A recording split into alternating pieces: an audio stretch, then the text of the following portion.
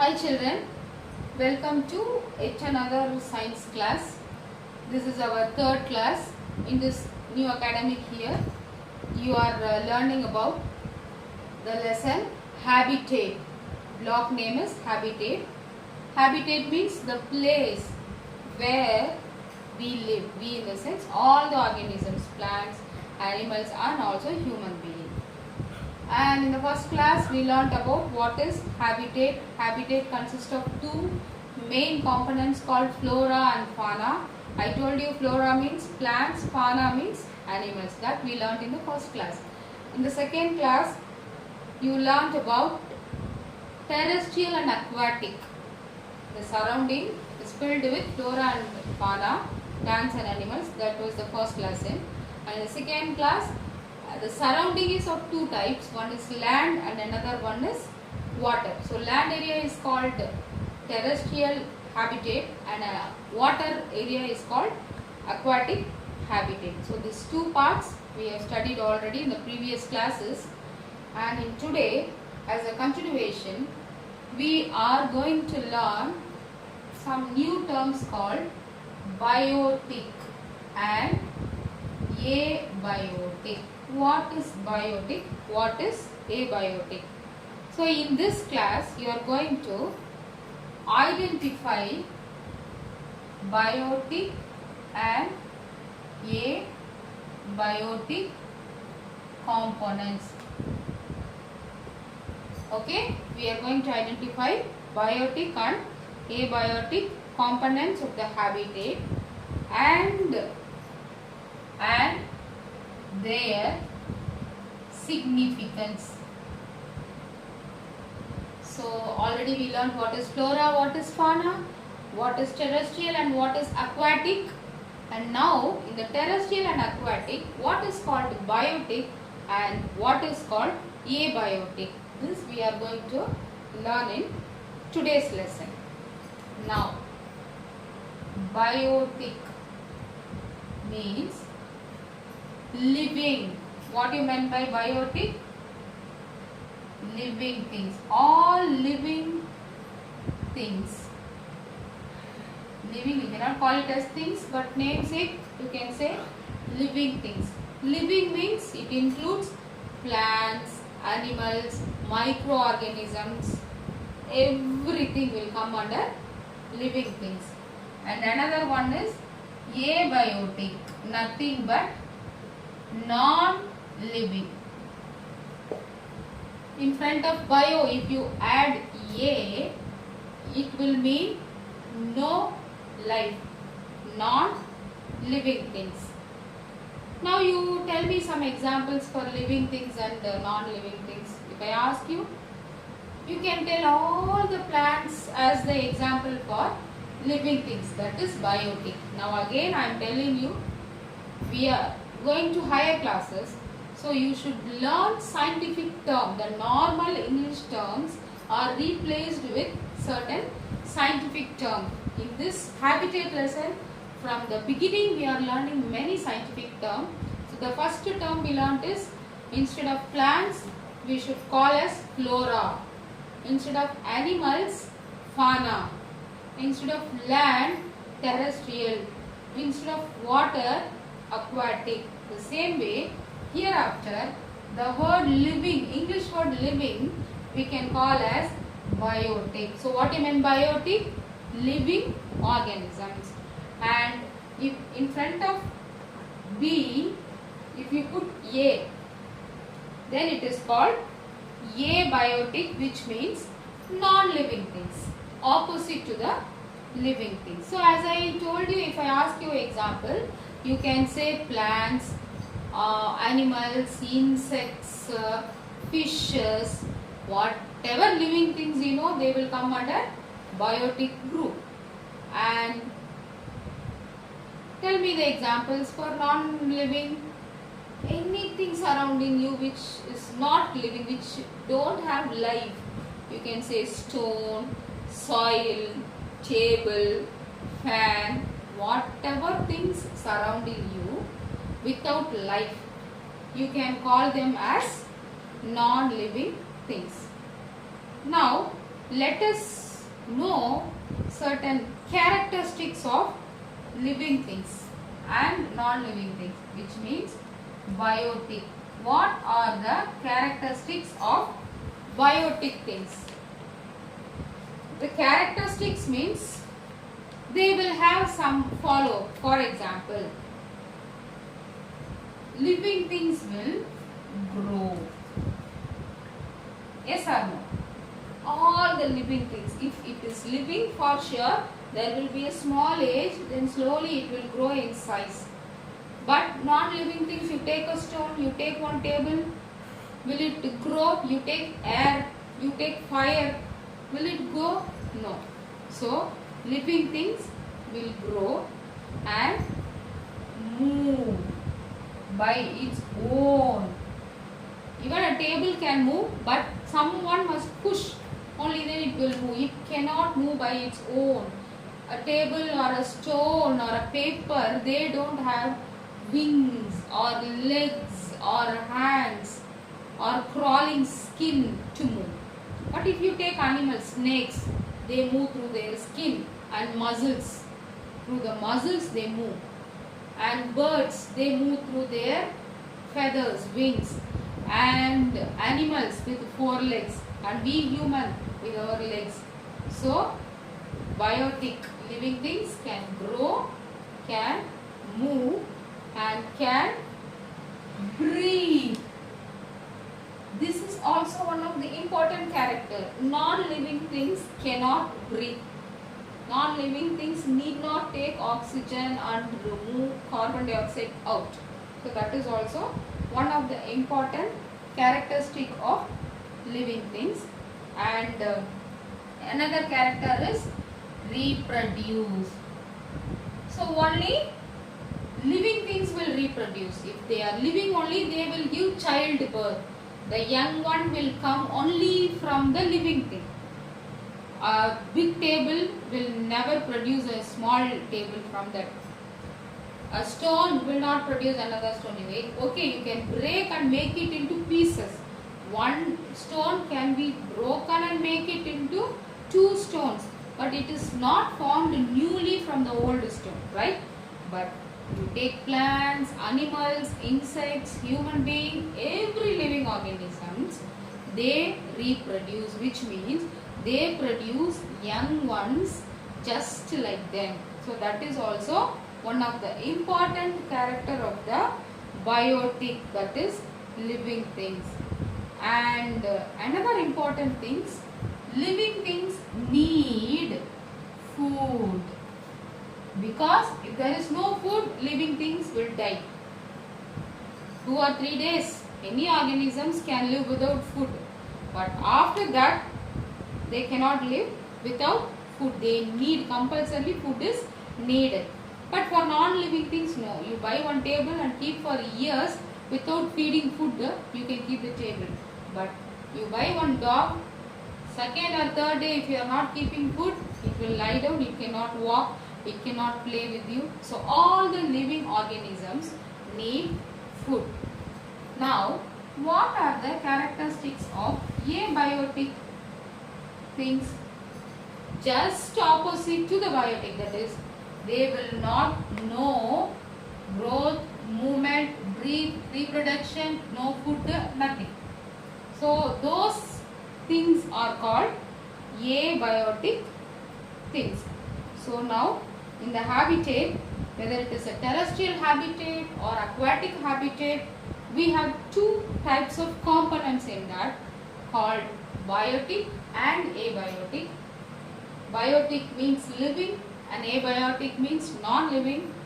And biotic things have certain common important characteristics called growth, movement, breathe, reproduction, and they need food. When you come to abiotic, they are not needed all the things mentioned for biotic, which means no growth, no movement, no breathe, no reproduction, and no need of any kind of food. This is a major difference between biotic and abiotic things. Now, it is time for you to think. Okay, you just look around your room, wherever you are sitting, whether you are sitting in the hall or outside your house or inside the bedroom or kitchen, wherever you sit. Take a note, look around you, just write what are the biotic and abiotic things you see. For example, see you are sitting in the, for example, if you sit in the kitchen, say your mom is cooking and you sit near her and watching this video. Okay, now I am asking you to write, list the biotic and abiotic things surrounding you, which means the living and non-living things surrounding you. Now, if you sit in the kitchen near your mom, your sister is playing near you, under the living, and that is under the biotic things, you can write your mom name. You can write your sister's name. Or if you find a cat or your dog coming near you, you can write that name. Or you are sitting, say, in the hall, and when you look around, you see one lizard on the wall, or you see one butterfly sitting in the garden near your window, or you see one mosquito roaming around you, you write that. Okay, so look around you, put two columns in your rough note, one is living and another one is non-living. You write any 5 living things which is surrounding you.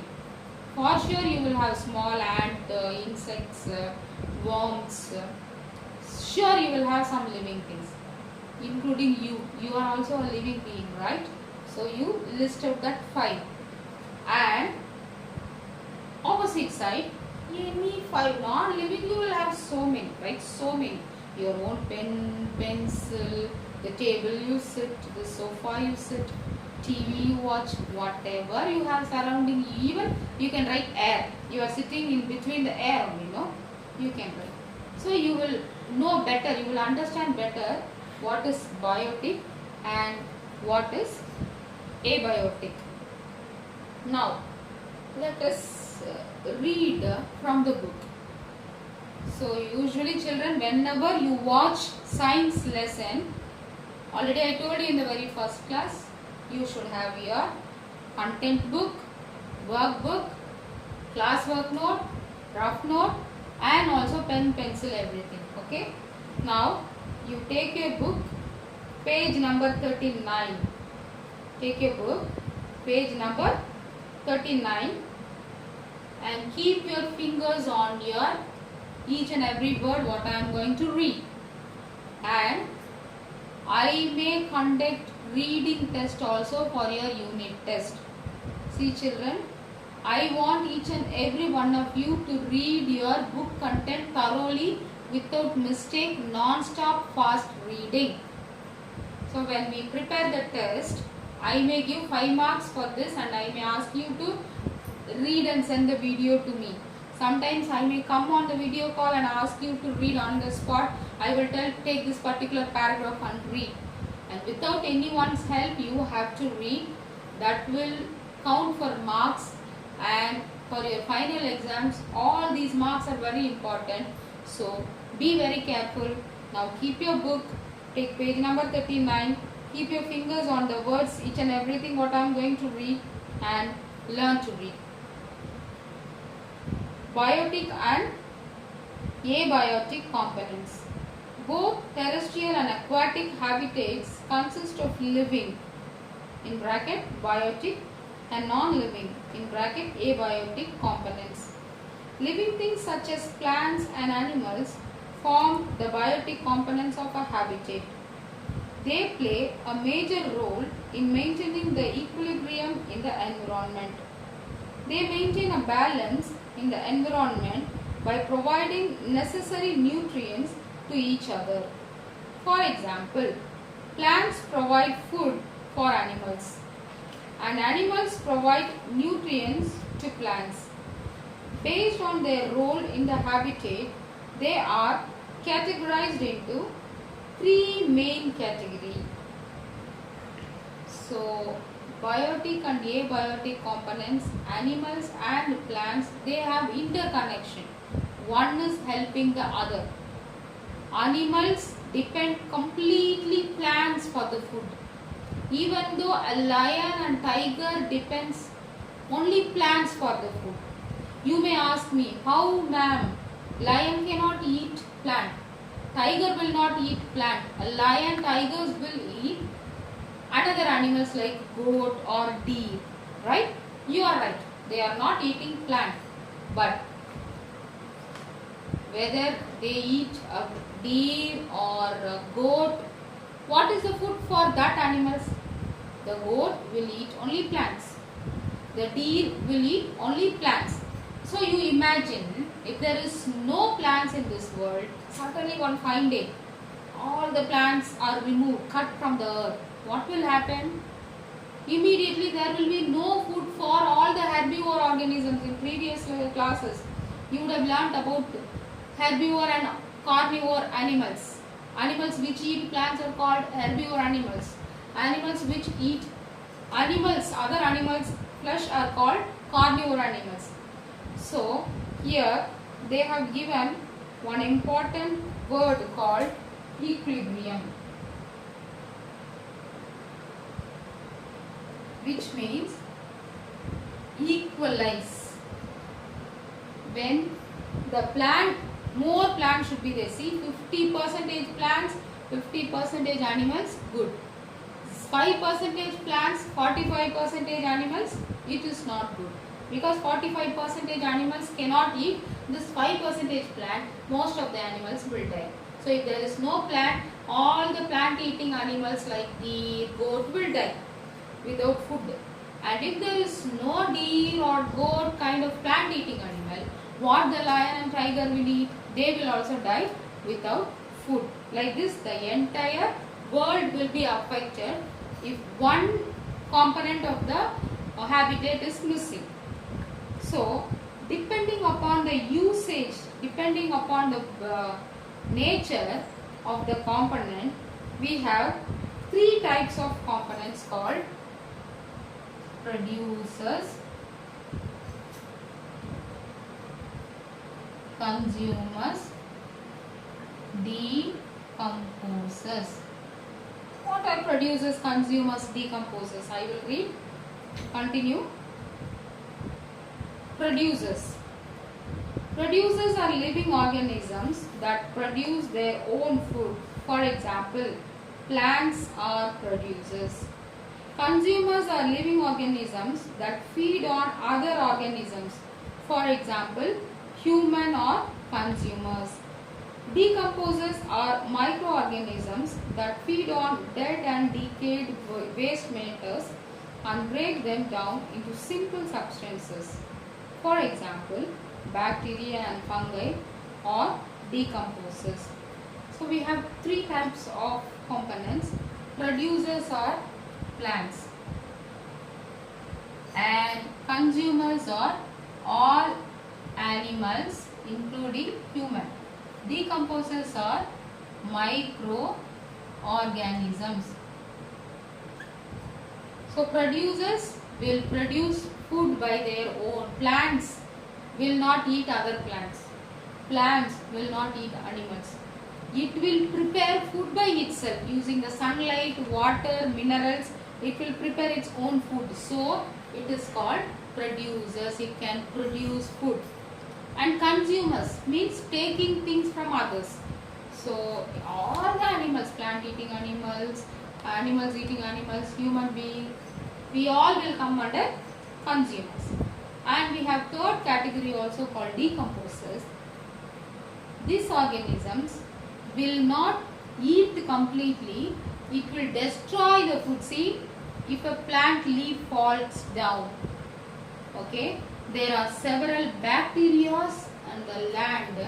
They will act on the leaf and they will split the leaf into small pieces. How a worm or an insect, if they bite leaves, how small pieces will form. Just like that, these bacteria will act on them and split. Because of that only, if a leaf falls or animal die, after that all the body parts are becoming small pieces and they are able to mix with the soil. Suppose if there is no decomposers, when the leaf fall, it will not get splitted, it will stay as such, and more leaf falls on that, and it will become like a pile of waste, some garbages, and the entire land will be affected. Only these decomposers are making them to small fine particles, and it is getting mixed with the soil. Again it is becoming a nutrient for the soil, and again it is absorbed by the plants for the food production. Let us continue reading the remaining thing under the decomposers, last paragraph. Non-living things such as air, land and water forms the abiotic component of a habitat. Light and temperature are also important abiotic components required for the survival of the biotic components of habitat. Abiotic components help plants and animals grow, reproduce and survive. The abiotic components of a particular environment makes the condition ideal for the sustenance of life. Now we learned thoroughly about biotic, right? They grow, they move, they breathe, they reproduce, they need food, living organisms. Now what is abiotic? Abiotic, as I told you, stone, paper, table and all abiotic, but the main environmental abiotic, see this paper, table and all inside your house. You stand outside the house in the middle of the soil or rock or mountain. What and all you will have? You will have sunlight, heat, temperature, soil, air. These are also called main abiotic things, and they are very important for the living of the biotic things, which means the air is a abiotic thing, it is needed for the plant growth. Soil is a abiotic thing, it is needed for the plant growth. Sunlight is a abiotic thing, it is needed for the plant growth. So if the abiotic thing help to the biotic, only then plants can produce food, and if the plants produce food, only then the consumers can eat, and after the consumers die, if the decomposers split, only then the consumer's body will become fine particles, and again it can mix with the soil. This is one of the cycle we can say. Okay, so based on this, see they have given one picture in the class activity. Look at the picture, look at the image of a habitat and identify the living and non-living things. Also identify living organisms that make their own food or depend on other for food. So you can make 4 columns in your report. One is living things, another one is non-living things, then next one is living things which can make food, then last column is living things which depend other animals, others for food. Now see the picture and write what are the living things found there, what are the non-living things found there, and the third column is in the living itself, what are the living things which can prepare their own food, and the last column is what are the living things depend other animals for their food purpose. Okay, this is one of the homework for you. And now we'll go to homework. You have as usual 2 homework. Yes, 3. You should take your workbook. In workbook, take page number 27. Yes, 3 biotic and abiotic components. You have 3 questions. You read the questions and go through the content book. You will find the answers for this. And if you are not getting answer, again go through the video again. You will have answers in that. And sometimes you will have to apply your imagination, your own knowledge, because I want you to think and write the answers by your own. Okay, so now as usual I am giving you 2 homework. One is writing S3 workbook content and another one is PQ question. Today you are going to write PQ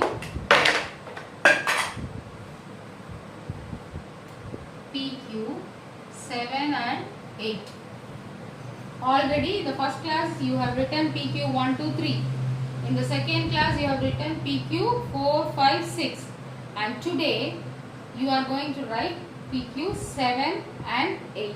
See, this classwork content is the main contents for your final exam, that is unit test. You are going to get unit test very soon. For that you should have your notes with you.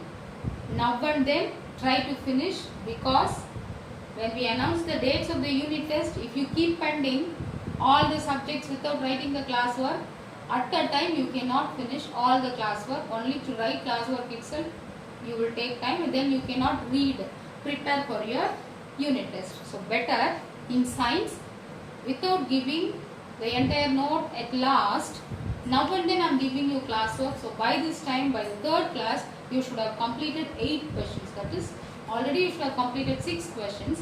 Now today's class have 2 more questions, 7 and 8. Today finish it, take a snap and send it to me. Okay children, with this we shall wind our class. So our lesson name is Habitat. This is our third class. In the first class we learnt about flora and fauna. In the second class we learnt about terrestrial and aquatic organisms, habitats. And in this class we learnt what is biotic and abiotic. Biotic means living and abiotic means non-living. Biotic animals or plants, they have certain basic characters called growth, movement, breathe, reproduction. They need food to grow, to move everything. But abiotic, opposite to that, they need not grow, move, breathe, reproduce, or they need not have any food. And the major abiotic components are air, water, soil, temperature, and they are very important for the biotic components. Only the air, water, sunlight, temperature, soil helps the plants to produce the food. And the entire organisms comes under 3 categories called producers, consumers and decomposers. Producers means plants which can produce their own food. They need not go eat other food. They can take sunlight, soil and water. They can produce their own food. And the consumers are the animals which eat either plant or animals. Okay. And decomposers are the microorganisms which eat the dead animals, which split the animals into small pieces. So go through the entire lessons and finish your homework, write and take a copy and send to me. Let us meet in the next class. Thank you.